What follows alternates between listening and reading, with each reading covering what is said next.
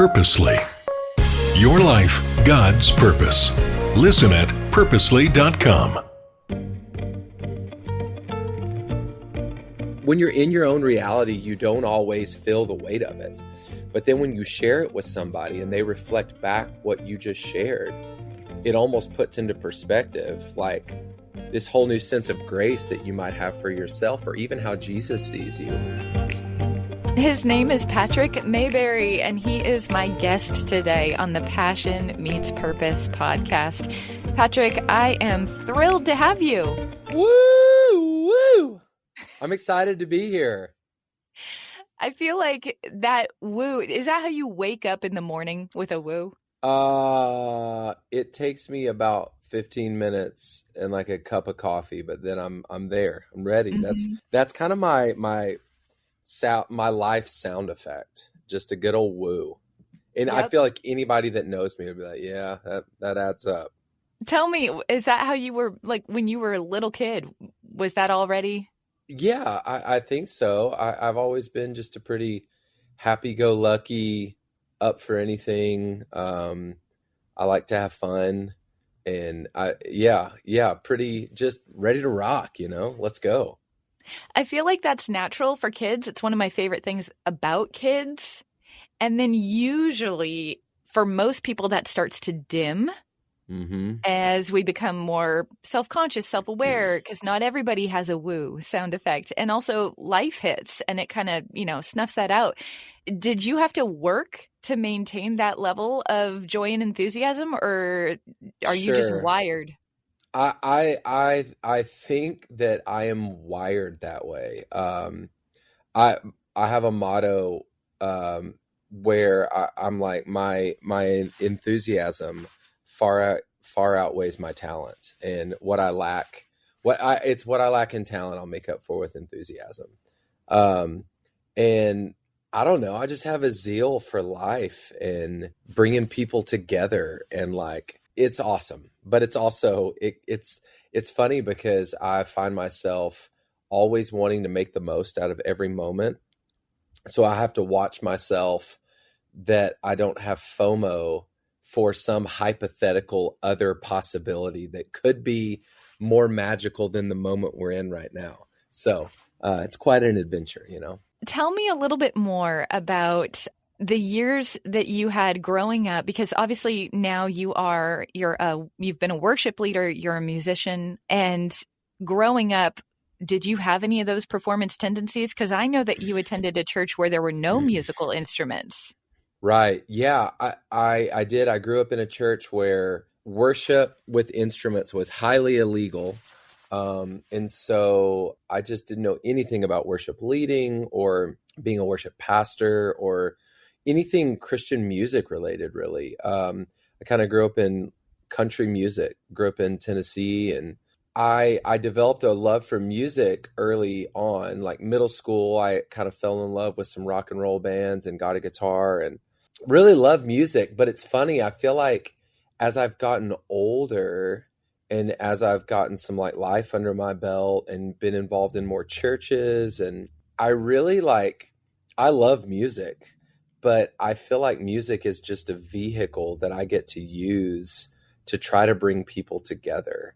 And I think that's what I love more, is bringing people together and creating environments or creating a space to let people feel seen or feel known or make a new friend or possibly like sit in some truth or sit in some hard things and realize that we're all so similar. And, the Lord has a plan for all of us and we're all uniquely wired. So I feel like over the last, 8 to 10 years, that's really been kind of coming online. And at first I'm like, what does this even look like? And I feel like over the last few years, even as I've gotten to like lead worship at my church or go and play concerts or go on tours, I'm always just trying to like find ways to like break that wall down, just to like help people like have a shared experience together. And I want to experience it too. I'm not always here to facilitate a thing or ministry. I just as much want to be open as well to whatever God has for me in that moment. And so it's kind of this journey I'm on right now. What you're talking about is, in essence, hospitality. Exactly.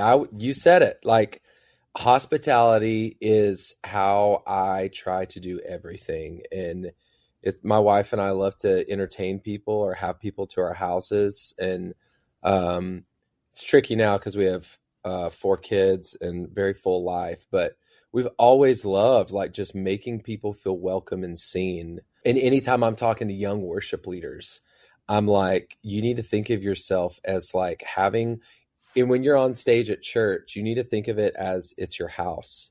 And if someone comes and knocks on the door and you're expecting a guest, like, you've got the lights set, you've got the candles lit, John Mayer's playing in the background, and it's tidied up, and you're ready for people, and you welcome them at the door and you greet them, and I'm so glad you're here. Let me take your coat. Here's where the restroom is. Come on in. Can I get you anything? And it's all hospitality. And sometimes as worship leaders, I think people think, we're just here to like entertain people. And I'm like, no, we're here to like facilitate and be hospitable to people. So treat it like it's your house, and, lead the person on the front row, but also what about the person in the back row? And how do we kind of pull everyone into the shared experience? You've mentioned before that you do have a particular passion for the person in the back row, for the person who doesn't know if they belong, for the person with more questions than answers. Mm-hmm. Yeah, that's just who I was. And I think growing up in the church that I did, and now kind of living in a musical church world, for the longest time, when I started, I got really disinterested in church because I loved music so much and that wasn't welcome there. And like I said, I didn't even know worship music existed or could exist.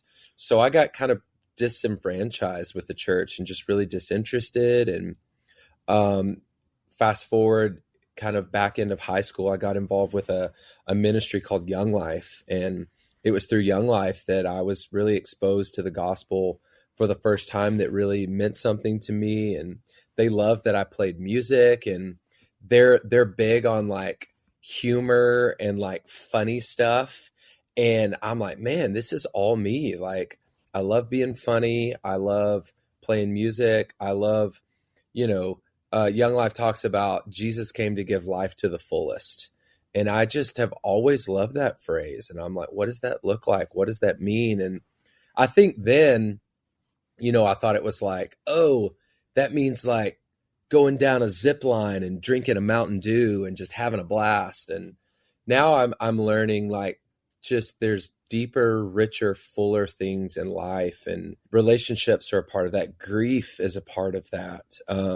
Walking through hard seasons is a part of that. And, asking God big questions is a part of that. And so I am on a journey to live life to the fullest and laugh really hard, but also like cry really hard and grieve the things that aren't anymore, and grieve the relationships that aren't anymore. My parents are in a really hard season right now with their health. My mom was diagnosed with dementia a year ago, and she now lives in a memory care facility, and it's just the worst. I was there visiting her yesterday, and it's so uncomfortable and weird and sad. And it's changed our whole family dynamic. And my mom and dad have been married for over 50 years. And my dad, for the first time ever, is away from my mom, and just seeing him, and really just like when I was there yesterday, I was like, I'm not walking in here. It was my first time going to see my mom alone, without my wife or family. And I just kind of paused before I kind of pushed this locked door to the memory care area. And I was just like, I'm not walking in here alone. Like, Jesus, walk in here with me. Let's go in here and be uncomfortable together. And I feel like Jesus went in with me. And it's a weird thing, but I want to be open to all of it and not miss out on all that the Lord has for me in this season. we joked about how you're an Enneagram 7, which for someone that's not familiar, you can Google the Enneagram. It's kind of we're awesome, basically. Oh, jeez. Of course, classic. Yeah. It basically helps you discover kind of your main motivation for things. And sevens, obviously, it's the enthusiast, right? Yep. So I would imagine, I mean, what you just described with your mom and wanting to actually embrace the fullness of the other side of the zip line with Mountain Dew, that had to probably take some work for you to, because another thing that sevens do is they want to avoid pain at all costs. And it's very painful to sit with your mom as she's no longer the mom that you've always known. And so where did that work happen? Yeah, I mean, it's very much still in progress. I guess about 10 years ago, I was on staff at a church in Chicago, and our staff culture had a huge just heart for counseling and seeing a counselor. And the town I grew up in, like, you didn't go see a counselor unless you were like having a mental break. And so I just had this perception of counseling or therapy, whatever you want to call it, as just like, oh, no, there's nothing wrong with me. I don't need that. And you know, I kind of grew up in a home where I view the world with rose-colored glasses, and I give everyone the benefit of the doubt. And I just can't imagine that anyone would have ill will towards someone. I never saw my parents struggle. Either they just stuffed their feelings or they just hid it from me and my brother. So that was real interesting when I started, you know, becoming an adult and was struggling. And I'm like, thought the world was ending because I'd never seen anyone do that or explain to me what that looked like. But I remember sitting in my pastor's office, and he was like, hey, you know, I think I'd been there for maybe a year. And he's like, you know, it's going well. You're doing awesome. But I really want to encourage you before we meet next. Like, I want you to like go see a counselor. And my immediate response was like, oh, like, what did I do? What did I say that makes him think that, honestly, that makes him think I'm crazy or I'm not, I said something and it threw me for a loop. And I remember going and finally sitting down in that chair at the counselor's office. And I think the first 3 sessions, I was just basically trying to convince the guy that I was fine. Like, I didn't really need to be there. And then I just kind of like started to see it for what it was and really started digging into a lot of my like origin story of where I come from and who is this young kid who grew up in Cookeville, Tennessee, and grew up in the church where, you know, music wasn't allowed and my parents were this and that. And just it really shifted a lot of me. And honestly, you mentioned the Enneagram and counseling were huge for me. And reading that phrase that my biggest fear in life was the fear of emotional pain. The first time I read that, I was like, what? That doesn't mean anything to me. I'm fine with that. I'm not afraid. And holy cow, like, am I? I still am. Like, and just realizing the ways that I will manipulate. Like, I read that word manipulate, and I'm like, I'm not a manipulator. But I will manipulate a room or a conversation to make sure it doesn't go in a way that I might feel discomfort or emotional pain.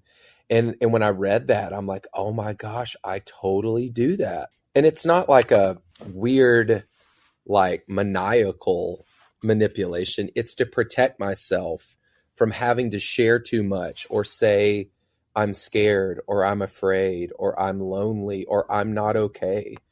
And so it's just been work and I'm still very much figuring it out and, you know, just navigating how to do that. And I think a huge component is my wife and I are both committed to learning more about it and just being in conversations with friends. Like, I was sitting with, my counselor a few weeks ago and sharing about a story this summer where kind of the weight of everything going on with my mom was really kind of reaching ahead and and I was just in a rough spot and kind of grieving the loss of this shift of my mom and dad, the parent, and Patrick, the son. It was shifting to Patrick, almost the parent, and my mom and dad needing help and needing advice on their finances, and me having to like be my dad's friend and counselor and person of reason. And I hate it. And it just, I had this moment where I had a conversation with my sister-in-law, and I think I just hit rock bottom with this grief thing. And for about a week, I was just in a pit of despair, and I'd never felt anything like that before. And I'm like, is this depression? Like, is this what it feels like? And I think it was, and I think it was really fueled by grief and that fighting against emotional pain. But, grief's a strange thing because it kind of blankets everything, but you don't know. So I was sharing all this with my counselor, and he's like, it's so funny that you act like this moment where you feel like you had a breakdown, you act like that's like some weird anomaly. He's like, bro, you're telling me the story. I'm sitting here watching the movie, and I'm like, oh yeah, this is the moment where the guy breaks down. Like, he's like, listen to your story. And so just having that reflection for me was everything, because I was like, oh, okay. So maybe my own reality, like when you're in your own reality, you don't always feel the weight of it. But then when you share it with somebody and they reflect back what you just shared, it almost puts into perspective, like, this whole new sense of grace that you might have for yourself, or even how Jesus sees you. So yeah. How has entering into the fullness that you just described, processing that, acknowledging it, sharing it in your community, how has entering into that fullness helped you understand the scope of who God is and how he created us and what he created us for and what you do? How has entering into that, rather than suppressing it or stuffing it, helped you understand God better? I definitely think the Lord has shown me that his ever-present patience and presence is so much more than I ever thought. And I think, obviously, like, Psalm 23 has been really revolutionary for me in the last couple of years. I even wrote a song about it, about this idea of, like, whether you like it or not, you are going to walk through valleys, and God might even steer you down a valley. And the promise is he's going to walk with you every step of the way. He's going to protect you. He's going to provide for you. He's going to even make you lay down and rest. And like, step by step, every like bit along the way, like, he's never going to leave you or forsake you. And I feel like the Lord gave me this picture a few years ago of like a fork in the road, and one path was the high road, the bright, shiny path that I could see pretty much all the way down, and it would be pretty easy. And the other path was really dark, and it was really unknown, and it was creepy looking. And I feel like God always gives me options. Like, he's so patient, and he was like, hey, you could totally go that other way. It's safe and it's easy, but what if you didn't? What if you just, like, this gentle whisper of like, hey, what if you came this way to the unknown? It's going to be scary, and it's going to be dark, but I'm going to be with you every way. And it's deeper, and it's richer, and it's more. And I'm just always trying since then, I'm just trying to always go that path. And I feel like I'm just seeing the goodness of God. And, I think a lot with the stuff that I've been in this last couple of years with my parents, the story of Lazarus, like, where Lazarus is dead and Jesus shows up on the scene and everyone's sad. It's like Jesus fully knows, oh, I'm about to raise this dude up, but I'm just going to take a minute and I'm going to show empathy with my friends that I care about. And he cries with them. And I just have gotten so much of that from the Lord in this season of like, let's not rush to fix this. Let's not rush to find the solution, but you just need to be sad. And I'm going to sit here and be sad with you. And it's like that day that I was sharing about earlier when I kind of had this like breakdown. I was in my car and I had this phone call with my sister-in-law. And that's kind of when I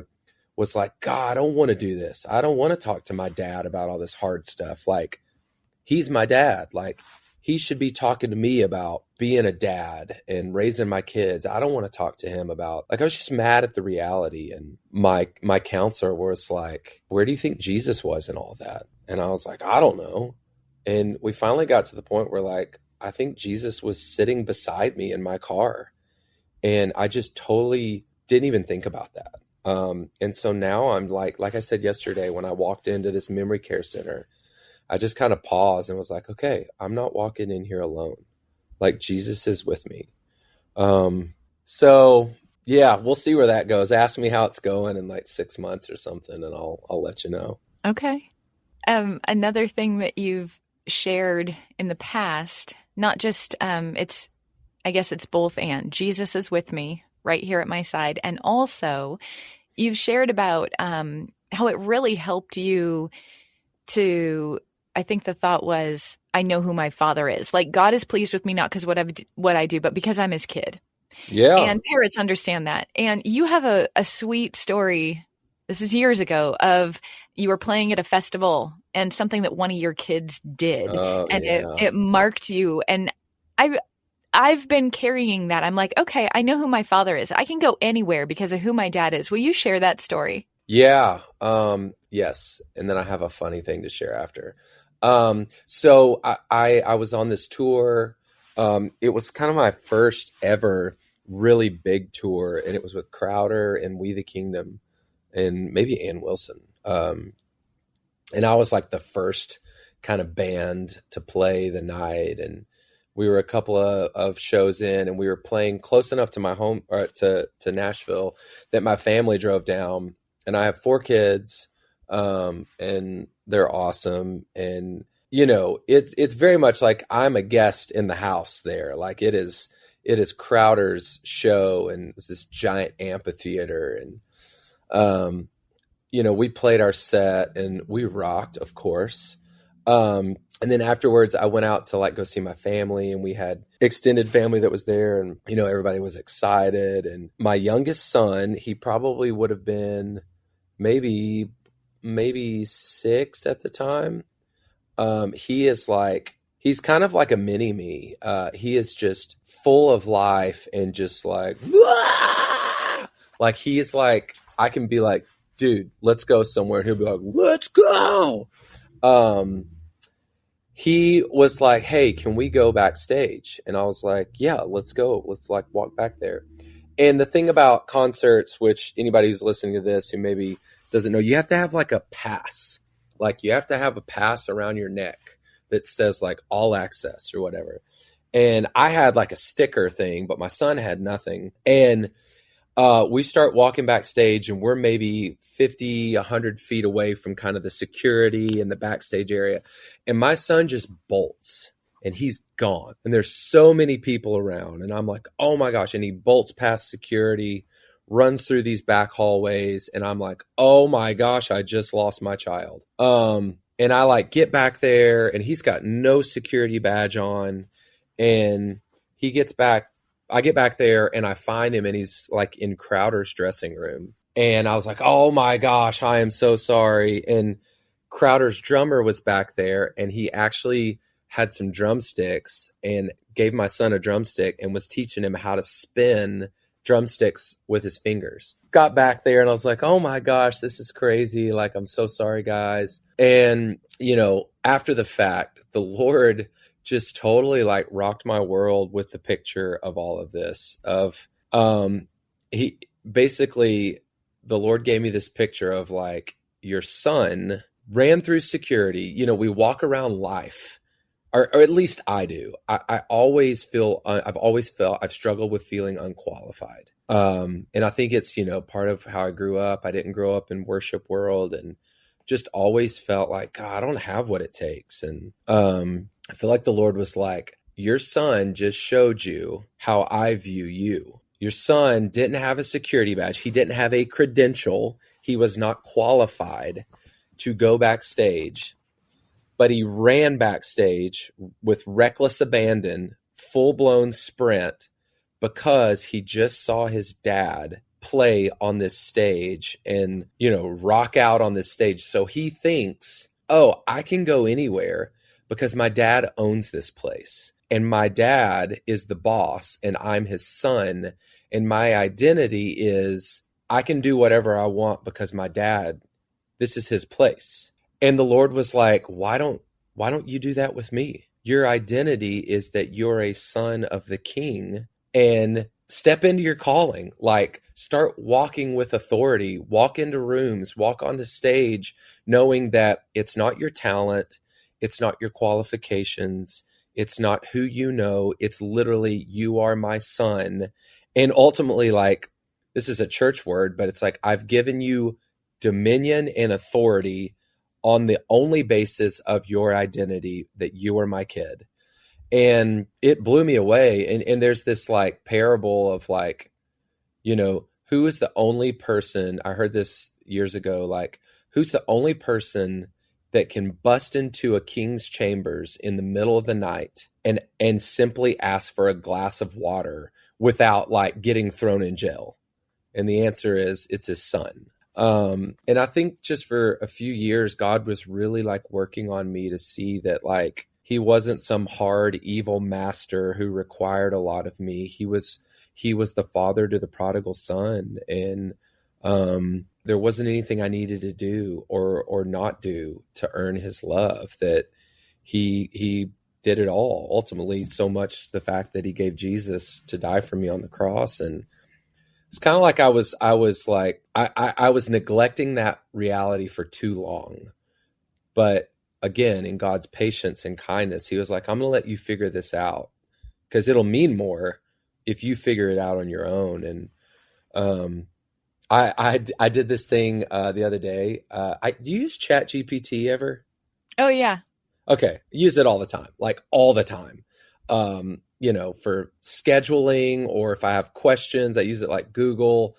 But, I'm always asking it stuff. And the other day, it's AI, take it with a grain of salt.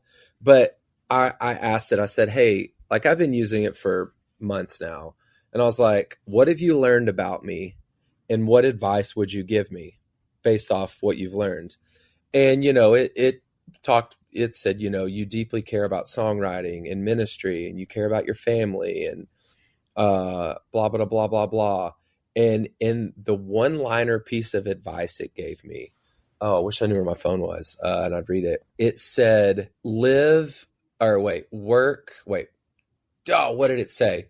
Live out of your belovedness, not for it. And I loved that. It literally said, live out of your belovedness, not for it. And it's like, there's nothing that I or you or we need to do to earn God's love. We get to like live out of that reality. And God does things on our behalf, not because we've earned it or deserve it. It's just because he loves us. I heard somebody say, like, don't pray for things, I'm just take this with a grain of salt. I don't know if they're like, don't pray for things like, oh Lord, would you do this thing, or would you open this door, or Lord, I need to see more of you.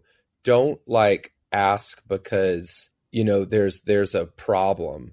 Just say, God, like, just because you love me, like, would you just like do this thing just because you love me? I don't know. I'm still like figuring that out, but yeah, I don't think you have to say, I don't know. Like when you said that, like it brought like tears to my eyes, just because you love me. Because again, that's acknowledging the belovedness first. At Jesus's baptism, this is my son with whom I am well pleased. He hadn't even begun his ministry yet, hadn't done a single thing. Right. And already the Father is well pleased. I think just living out of that space, living out of the overflow, it always goes better to cease striving, but we have to be reminded of it every day. Yeah. And like, what does it look like to carry yourself like that? And to walk into work like that, to walk into your marriage like that, to walk into parenting like that, to whatever it is you do. It's like, what a gift to yourself, but what a gift to everyone around you. If you're walking in out of this space of like, I am beloved, like that's my name. And like, how do we greet people? Like, you know, how do we receive people? Like, what a shift that would be if that's how we're living and holding ourselves. And, you know, even just all of the wild stuff that's happened in the last few weeks in our country, like just the divisiveness and the hurt and the evil and the hate and in the church, you know, if you say this thing, you're on that side. If you view it this way, you're on that side. And I'm like, no, like, what if we just started viewing each other with kindness and out of this spirit of belovedness of like, I'm beloved. Is it beloved or beloved? Beloved. No idea. Zero. However clue. we use that. But it's like, if we viewed ourselves that way and viewed each other that way, like what a gift that would be. And I think that's like stepping into being more like the kingdom, centered around Jesus. So, yeah. You, as we wrap up, I have two fun things to ask you at the end, but I want to kind of finish this thought. You shared a scripture. This is like 2 years ago. You shared a scripture that was super meaningful to you that you shared with your worship team on a worship leader podcast, 2 Corinthians 10, the Message version, 3-6. I'm going to read it because I feel like it goes a little bit with what you and I are talking about when you were just talking about the divisiveness of the world, the heaviness of any news feed that we look at on our phone is just, it's too much.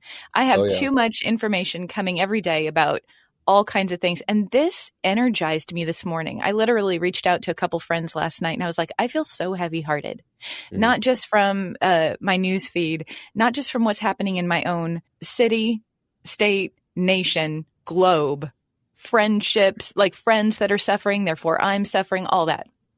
So I was just like, I got to go to bed early and try again tomorrow. Well, this morning, as I was getting ready to talk with you, I came across you reading this 2 Corinthians 10, 3-6 Message version. This is like an energy drink for your soul. The world is unprincipled. It's dog eat dog out there. The world doesn't fight fair, but we don't live or fight our battles that way. We never have and never will.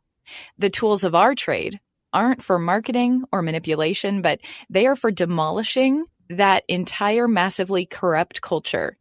We use our powerful God tools for smashing warped philosophies, tearing down barriers erected against the truth of God, fitting every loose thought and emotion and impulse into the structure of a life shaped by Christ. Our tools are ready at hand for clearing the ground of every obstruction and building lives of obedience into maturity. Let's go. That's good right there. You found that years ago and you shared it with your team every day for a week, and it lit a fire within you for where you were serving at that time, which was leading worship at the church, wanting to create a place of hospitality where people could come in and have an experience with God.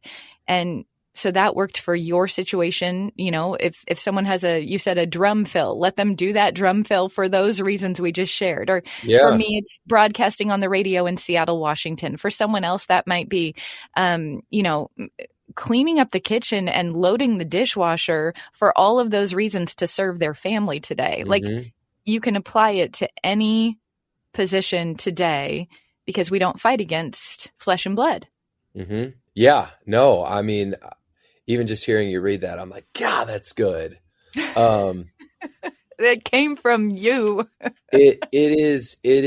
I read that to our worship team. It's like literally like our craft and our tools are our songwriting and our instruments. But you're so right. Like it can be applied to anything. It can be applied to what you do, but also just who you are. Like, I think kindness is so underrated. Like, when someone's like, oh, you're kind. Like, I think that is the greatest compliment anyone could ever give me, is to tell me that they see kindness in me or my kids.